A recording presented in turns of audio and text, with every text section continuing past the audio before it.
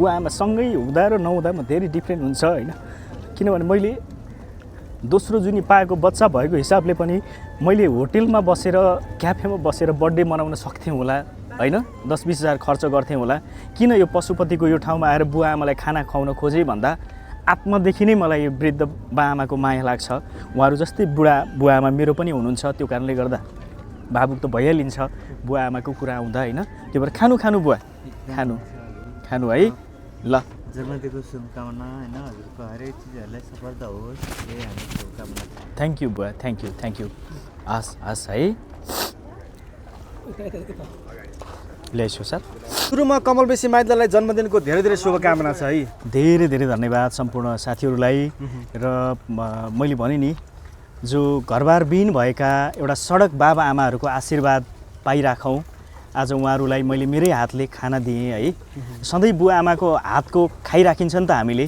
आफ्नो घर जान बित्तिकै म जहिले पनि स्ट्याटस लेख्छु, आज लोकल खाँदैछु म, बुवा आमाको भनौँ न आमाले बनाएको लोकल, आमाले पकाएको लोकल खाँदैछु भनेर भनिन्थ्यो।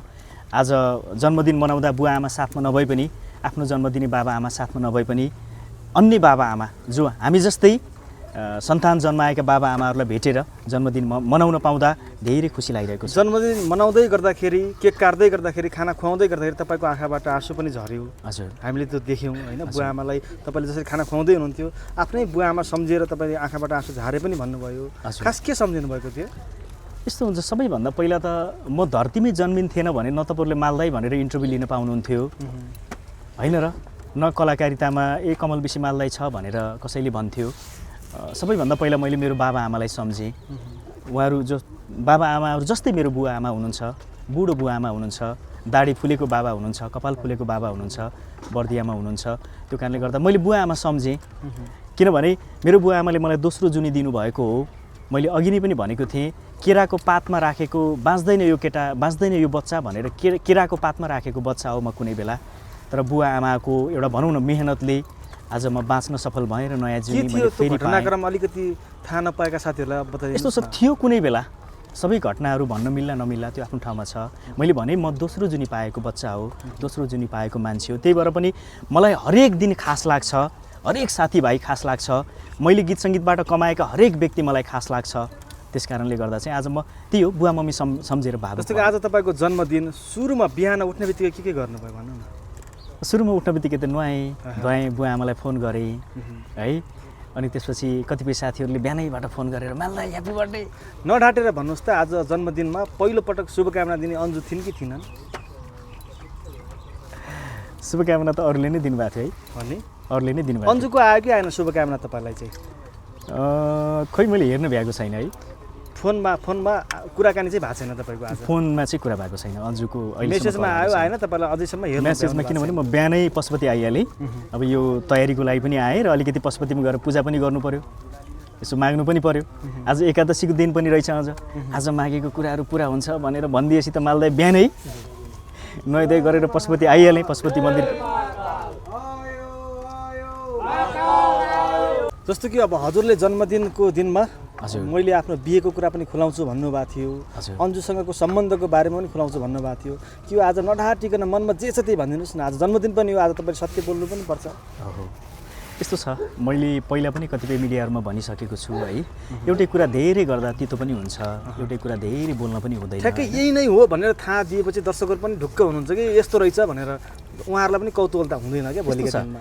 अब कमेन्टमा धेरैले हामीलाई जोडी बनाइदिनु भयो, तर मैले बोलेका कुराहरू पनि कतिपयले विश्वास गर्नु होला नगर्नु होला।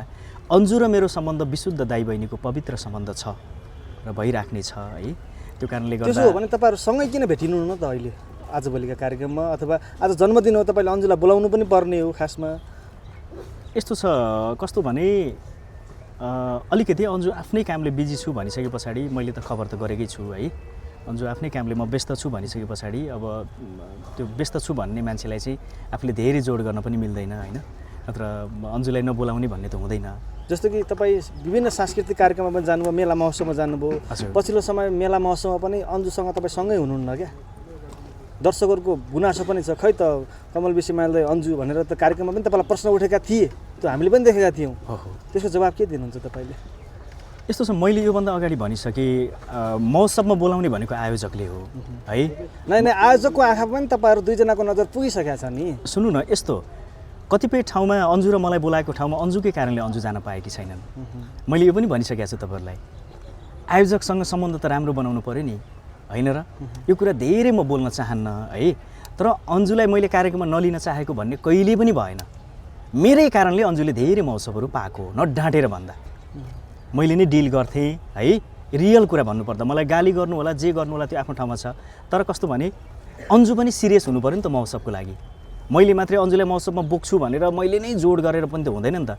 3-4वटा महोत्सव मैले जोड गर्दा गर्दै पनि अन्जुले मिस गरेकी थिइन् त्यति बेला। अनि त्यसपछि आयोजकलाई पनि लाग्छ नि त, जति बोलाए पनि अन्जु आउँदैन, नआएपछि चाहिँ किन बोलाउने भन्ने पनि लाग्यो होला नि त आयोजकलाई। त्यो हो, त्यो भएर यो विषयमा धेरै नबोलौँ। मैले अगाडि आज विशेष त जन्मदिन छ, जन्मदिनकै विषयमा बोलौँ, यही नै हो। जन्मदिनमा आज सबैभन्दा सुरुमा विश कसको आयो त? आफै फोन गर्नुभयो कि जस्तो लाग्यो मलाई, बुवा आमालाई चाहिँ मेरो जन्मदिन भनेर? हो, मैले सुरुमा त बुवा आमालाई नै फोन गरेको थिएँ, आशीर्वाद माग्नु राति, आज राति नै फोन गरेको थिएँ मैले है। जस्तो तपाईँलाई अन्जुको तपाईँलाई जन्मदिनको शुभकामना आयो कि आएन आज? यस्तो छ, आयो कि आएन फोन त आएको छैन है, तर अहिलेसम्म मैले म्यासेज चाहिँ हेर्न पाएको छैन। बिहानबाटै पशुपतिरै बिजी भयो। योभन्दा 1 वर्ष अगाडि त तपाईँहरूको सम्बन्ध राम्रो थियो, अघिल्लो वर्षको जन्मदिनमा चाहिँ अन्जुकै आएको थियो पहिलो तपाईँलाई, जुन चाहिँ फोन कल म्यासेज हुन्छ नि त त्यस्तो? त्यसरी अन्जुकै म्यासेज अन्जुकै फोन त आएन, तर बर्थडे विस चाहिँ भएको थियो फेसबुकमा भएको थियो। तर अहिले चाहिँ यस्तो छ, मैले फेसबुक हेर्न पाएको छैन है, कतै बर्थडे विस बिहानै पो भइसक्यो कि फेसबुकतिर मैले हेर्न। तपाईँलाई फोन चाहिँ त्यसरी आएको छैन? फोन चाहिँ अहिलेसम्म आएको छैन। अन्जुलाई मालदाईको जन्मदिन छ छैन थाहा नहुन पनि सक्छ, नहुन पनि सक्ने हो कि? पानी बराबरको स्थिति छैन छैन छैन। अन्जुसँग मेरो केही नराम्रो सम्बन्ध छैन, जे पहिला अन्जु र म थियौँ अहिले पनि त्यही नै छौँ है। त्यो कारणले गर्दा मैले भन्छु नि, एउटा जोडिएको सम्बन्ध कहिले पनि तोडिन हुँदैन। छुट्नुभन्दा के अरे जुट्नु राम्रो कुरा हो। यो संसारमा जे कुरा पनि झगडाभन्दा मिलन राम्रो कुरा हो, त्यही नै हो। जस्तो कि अहिले तपाईँले आज जन्मदिनमा केक काट्नुभयो होइन, सम्झना छ बाल्यकालमा कहिले केक काटेको, अथवा कहिलेदेखि सुरु गर्नुभयो केक काट्न? केक काट्न त मैले धेरै भएको छैन, केक काट्न सुरु गरेको 5-6 वर्ष भयो होला। त्यति बेला त कसैको जन्मदिनमा जाँदाखेरि मैले पनि मेरो जन्मदिनमा केक काट्न पाए हुन्थ्यो भन्ने त्यो अनुभूति अथवा त्यो फिल आउँथ्यो कि आउँथेन तपाईँलाई पहिला? नेपालगञ्जमा म क्याम्पस पढ्ने बेला एकजना साथीको बर्थडे मनाउने बेला आज जस्तो केक काटियो नि त्यस्तो केक काटिया थियो, साथीहरूले नि उहाँहरूले नै काट्नु भएको थियो होइन। तर त्यति बेला मलाई मेरो जन्मदिनमा पनि यसरी काटेर कति गुलियो हुँदो रहेछ केक, कति मिठो। मैले त्यति बेला आधा केक नै खाएको थिएँ कि त्यो केक खाएको मलाई अहिले पनि याद आउँछ। त्यो कारणले गर्दा आफ्नो चाहिँ अलि पछि भनौँ न, मैले आफ्नै जन्मदिन चाहिँ केक काटेर मनाएको अलिक ढिलो नै हो। त्यही त, जस्तो हामीले हाम्रो जन्मदिन पनि म केक काट्ने ढिलो नै भयो हो, किनभने सुरुमा केक काट्दा लाज पनि लाग्थ्यो कि? लाज लाग्थ्यो। तपाईँलाई लाज लाग्यो कि लाग्यो? होइन, लाज लाग्यो, किन नलाग्नु। लाज त कसरी लाग्यो भने के अरे केक काटेर यहाँ चटाउने रे, त्यो भनौँ न, नगरेको काम गर्दा अलिकति अनौठो पनि लाग्ने कि, अनि कसले के भन्ला। अहिले त केक काटेको नै भिडियो भाइरल हुन्छ। केक काटेर जब यहाँ गालामा दलिएन, नाकमा दलिएन, निधारतिर दलिएन भने त्यो जन्मदिन मनाएकै अर्थ रहँदैन नि त अहिलेको जमाना अनुसार। त्यो कारणले गर्दा त्यति बेलाको याद मलाई साह्रै आउँछ। साथीहरूको बर्थडे मनाउँदा मैले सुरुमा नेपालगञ्ज क्याम्पसमा पढ्दा एकजना साथीको बर्थडे मनाउँदा केक खाथ्यौँ हामीहरूले। जस्तो कि जन्मदिनमा चाहिँ केक काट्ने ठिक हो या ठिक होइन, यसमा पनि अलिकति दुविधा पनि छ। कतिपयले केक किन काटेको पनि भन्छन् होइन, यस्तो किसिमका मानिसहरूले। मेरो आफ्नो विचार यसमा के छ भने कुनै पनि कुरा नराम्रो हुँदैन, त्यो कुरालाई कसरी लिने भन्ने कुरा हो। यो हामीले पश्चिमा संस्कृति भन्छौँ नि, विदेशको संस्कृति। अनि केक काट्ने बेला चाहिँ त्यो मैनबत्ती निभाइन्छ।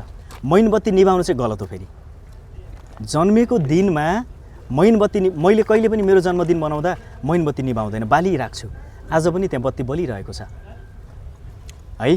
त्यो कारणले गर्दा केक काट्नु प्रथा राम्रो हो, तर हाम्रो नेपालमा सकेसम्म चाहिँ कोदाको केक होस्, मकैको पिठाको केक होस्, गहुँको पिठाको केक होस्, फापरको पिठाको केक होस्, हाम्रो नेपालमा चाहिँ है आफ्नो स्वदेशी उत्पादनको केक होस् भन्ने लाग्छ मलाई। आज कमल विशी मालदाईले आफ्नो जन्मोत्सव यो पुण्यकर्मबाट गर्नुभयो, भोकमाथिको भोजन टार्ने त्यो खालको परिकल्पना कसरी आयो तपाईँलाई पशुपति क्षेत्रमा आएर? यस्तो छ, सबैभन्दा पहिला त मान्छेको आत्मामा आएको कुरा कहिले पनि टारिँदैन। मेरो मनमा जहिले पनि कसैलाई केही न केही गरौँ भन्ने लाग्छ। जस्तो मैले पछिल्लो दिनमा नयाँ प्रतिभाहरूलाई सपोर्ट गरेँ, त्यत्तिकै त गरिनँ नि, देखाउनलाई मात्रै गरिया हो र। मनदेखि नै आएको कुरा हो। यो पनि कस्तो भने धेरै साथीहरूले बर्थडे मनाउनुपर्छ, ल होटल रिसोर्टतिर जाउँ, मजाले बर्थडे मनाउँ, रमाइलो गर्नुपर्छ माल्दै, ल तिम्रो जन्मदिनको दिन चाहिँ अलिकति ल है हामी केक सेक ल्याउँछौँ, खानपिन गर्नुपर्छ भनेर भनिरहनु भएको थियो। तर मलाई के सोच आयो भने हो मैले 20-30 हजार 1 लाख खर्च होला रे, कोही साथीहरूले खायो भन्नुहुन्न क्या। यो यस्तो रहेछ पार्टी भन्ने चिज है। तपाईँहरू पनि कसैको बर्थडेमा जानुभएको छ, राति फर्किने बेला एउटा न एउटा यसले मासु मिठो खुवाएन है, अलिकति कस्तो राम्रो बियर खानुपर्ने थियो, बियर चाहिँ मिठो खुवाएन साथीले पार्टीमा जहिले पनि के खाएर कहिले पनि त्यो एउटा फाल्तु खर्च फजुल खर्च गर्नुभन्दा मैले आत्मादेखि नै पशुपतिमा भनौँ न यस्तो एरियामा रहेका बुवा आमा जो बेसहारा हुनुहुन्छ उहाँहरूलाई चाहिँ खाना खुवाउन त त्यो पनि त एउटा पुण्य काम हो, गर्नुपर्छ भनेर मैले आज विशेष त मेरो मनले नै आत्मादेखि, कसैले मलाई भनेको होइन, फेरि कसैले मलाई कमल त्यहाँ पशुपतिमा गएर बर्थडे मनाऊ भनेर भनेको पनि होइन, म आफै एउटा मनले नै चाहेर यो ठाउँमा आएर बर्थडे मनाएको छु। धेरै खुसी छु एकदम।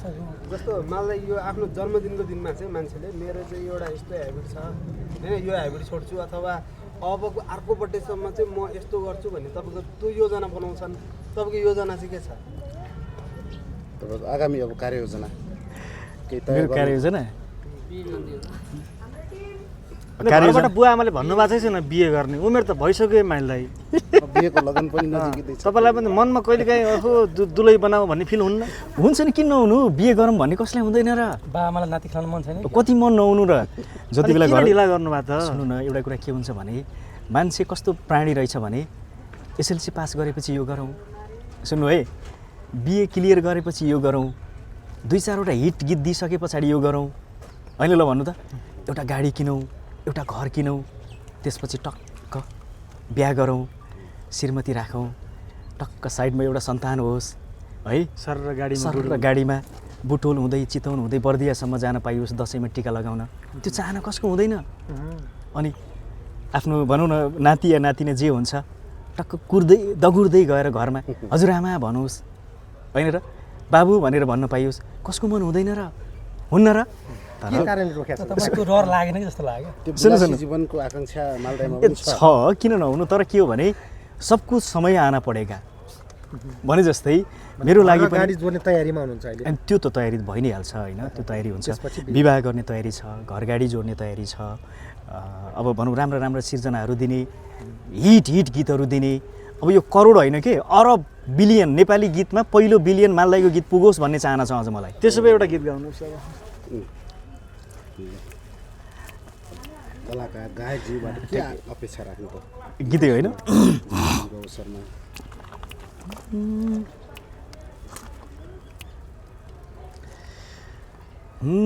जन्मदिन मनाइयो रामो राम, मनाइयो रामो राम, अर्को साल त बेहुलो बन्न पाम, पानको पात माया तिमीलाई सम्झन्छु दिनको रात, मर्स्याङ दिसला ल ताली है त, मनाइयो रामो राम, मनाइयो रामो राम, अर्को साल त बेहुलो बन्न पाम, मायापनको पात माया तिमीलाई सम्झन्छु दिनको रात, मर्स्याङ दिसला। धन्यवाद। अर्को साल भन्दा यो 82 साल अब नजिकै छ। एकदम जन्मदिन मनाइयो रामो राम, अर्को साल त बेहुलो बन्न पाम, यो टुक्का मेरो आत्मैदेखि आएको टुक्का मैले भनिदिएँ ल। अब यो हाम्रो प्रेम सरले जो भोज खाने जुन चाहना छ नि, आज केक खाने चाहना पुरा भइसक्यो, मैले चटाइसकेँ। प्रेम सरको त्यो भोज खाने र खसीको मासु यसरी चबाउने चाहना पनि छिटै पुरा हुन्छ। धन्यवाद। अब सबैजना जानुपर्छ है माइलदाईको बिहेमा। एकदम ल, जन्मदिनको फेरि पनि शुभकामना। थ्याङ्क यू, धेरै धेरै धन्यवाद सबैलाई।